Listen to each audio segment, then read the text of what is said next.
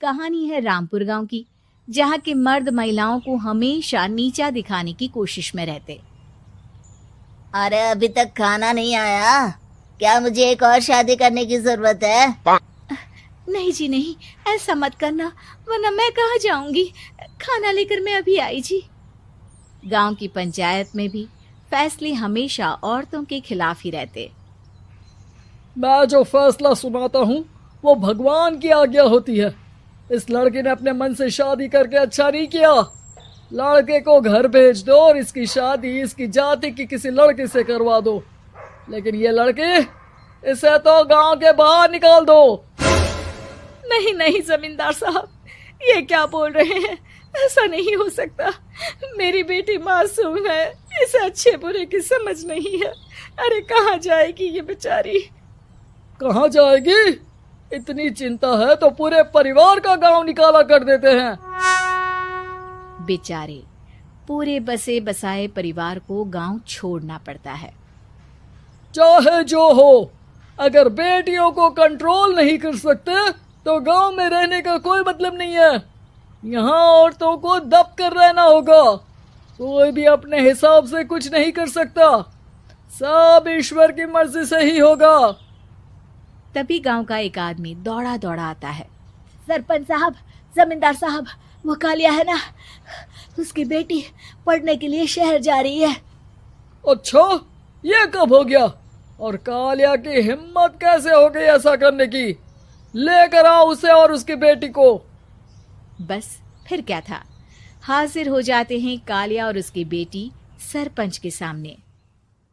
अरे कालिया, ये क्या सुनने में आ रहा है? बेटी को इंजीनियर बना रहा है तू? और ये बता, गांव में तो स्कूल नहीं है, फिर कहां से इतनी क्लास पास कर गई तेरी बेटी? राधा, जो कि कालिया की बेटी है, उसे लगता है कि सरपंच उसकी तारीफ कर रहे हैं। सरपंच जी, मैंने ऑनलाइन पढ़ाई की है, डिस्टेंस लर्निंग से। सभी में मैंने अच्छे नंबर पाए हैं, जिसे देखते हुए शहर की इंजीनियरिंग कॉलेज में मुझे स्कॉलरशिप मिली है। वाह जी वाह, क्या होती है ये? पहले तो ये बताओ, फिर आगे की बात करते हैं। पूरा गांव राधा की बात सुन रहा था और राधा बोलती जा रही थी।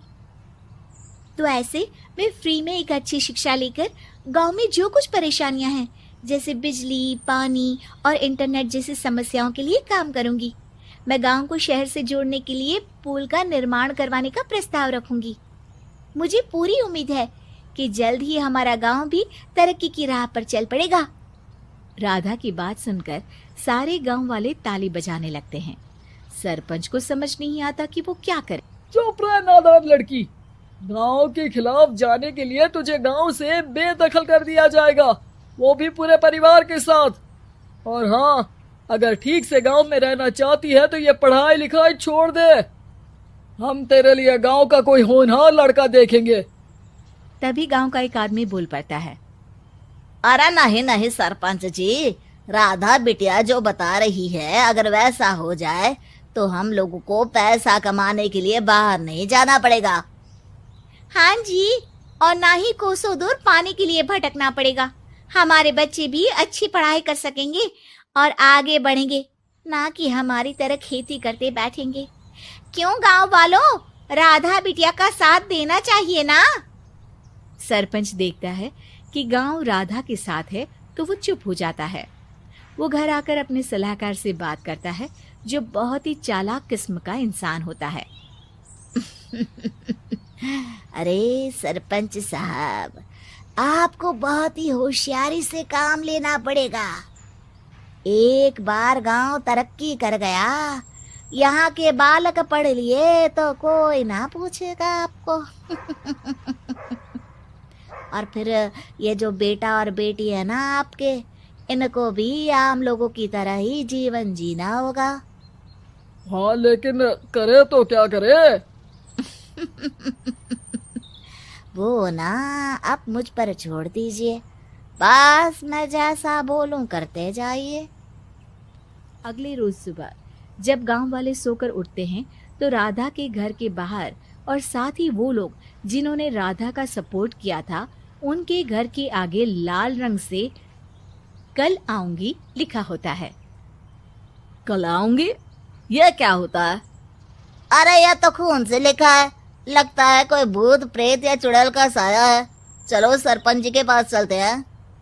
सभी सरपंच के पास जाकर उसे सारी बात बताते हैं। अरे ये तो बड़ी मुश्किल की बात है।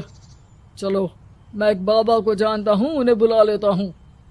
सरपंच बाबा को लेकर गांव के घर के बाहर जाता है।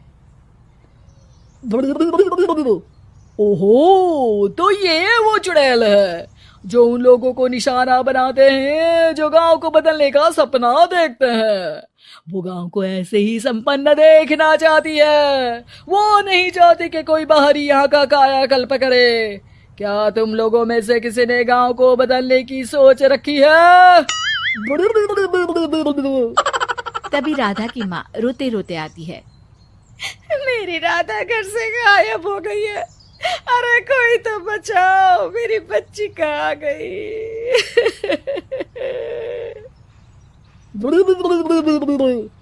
ले गई वो चुड़ैल, तेरी बच्ची को ले गई। अब वो उसे श्रापित करके छोड़ेगी, उस पर चुड़ैल का साया हो जाएगा। तभी बुरी सी हालत में राधा भी वहां आ जाती है। उसके बाल चुड़ैल की तरह फैले होते हैं और कपड़ों में खून लगा होता है। सभी राधा को देखकर डर जाते हैं। माँ, पता नहीं मुझे कौन उठा कर ले गया था। अरे दूर दूर हो जा चुड़ैल, अब हम लोग इस गांव में नहीं रुकेंगे। अरे कैसे बातें कर रहे हैं आप? कल तो आप मेरे भरोसे गांव का हुलिया बदलने, अपने बच्चों को पढ़ाने और तरक्की उन्नति की बात कर रहे थे, तो आज क्या हो गया आपको? ये फिर तुम लोगों को बहकाएगी। ये चुड़ैल गांव में आ चुकी है, ऐसे ही ये तुम्हारे घर के बच्चों को भी ले जाएगी। गांव वाले राधा को गांव से बाहर निकाल देते हैं। उसके माँ बाप रोते रहते हैं, लेकिन गांव वाले नहीं मानते। मैं भी अपनी बहन के साथ गांव के बाहर रहूंगा, लेकिन वो पढ़ाई नहीं छोड़ेगी। वहीं सरपंच के घर पर सलाहकार कहता है। देखा, सांप भी मर गया और लाठी भी नहीं टूटी। लेकिन अगले ही दिन सरपंच के घर के बाहर भी